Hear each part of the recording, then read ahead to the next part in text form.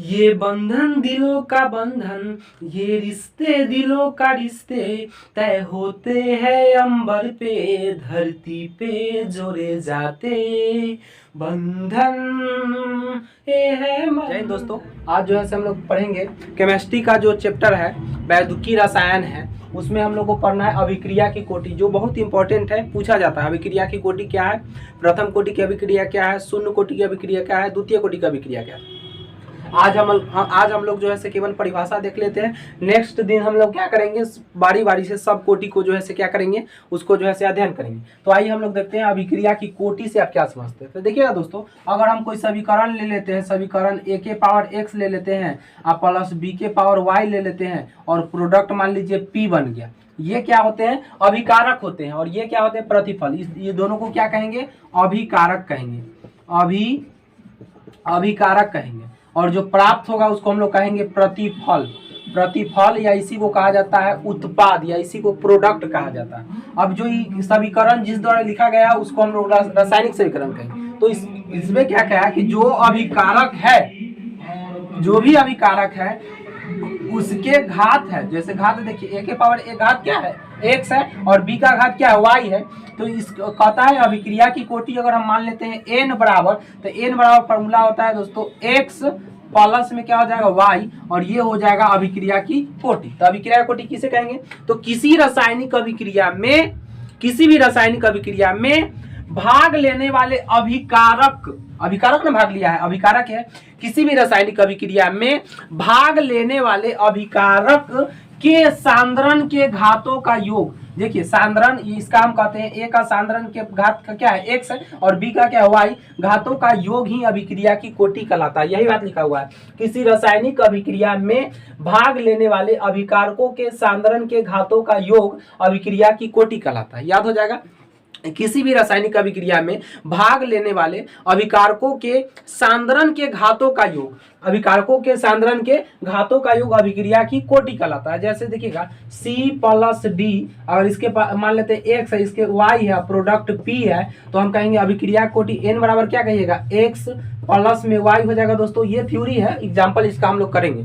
तो x plus y ये अभिक्रिया की कोटि हो गया। अच्छा, अभिक्रिया की कोटि जो होते हैं वो 3 प्रकार के होते हैं। अब समझिए दोस्तों, 3 कौन कौन होता है। एक जो होता है अभिक्रिया कोटि, प्रथम कोटि,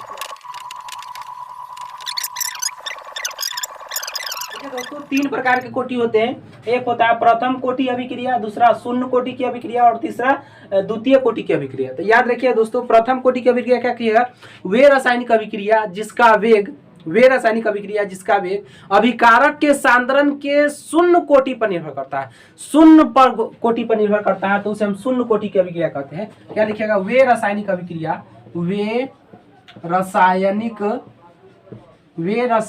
अभिक्रिया, वे रासायनिक अभिक्रिया जिसका वेग,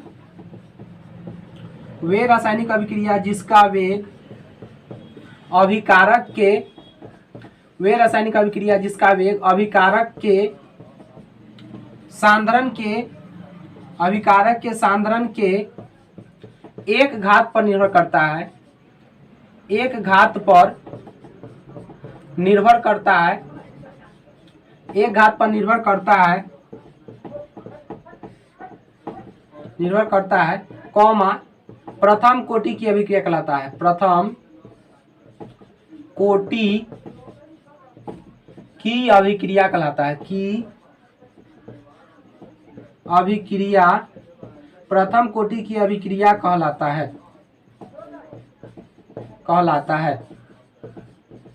क्या कहें दोस्तों, प्रथम कोटि की अभिक्रिया किसे कहेगा, तो वे रासायनिक अभिक्रिया, वे रासायनिक अभिक्रिया जिसका वेग अभिकारक के सांद्रण के एक घातों पर निर्भर करता है, तो उसे हम लोग क्या कहेंगे, प्रथम कोटि की अभिक्रिया। यानी यहाँ पर देखिएगा, अगर हम बात करते हैं C के पावर x है, प्लस C के पावर y है, D के पावर प्रोडक्ट p है, तो C के एक घात यानी C के पावर 1 प्लस D के एक घात यानी 1, अब बराबर में क्या हो जाएगा p, यानी एक घातों पर निर्भर करेगा, तो उसको हम कहेंगे शून्य, प्रथम कोटि की अभिक्रिया।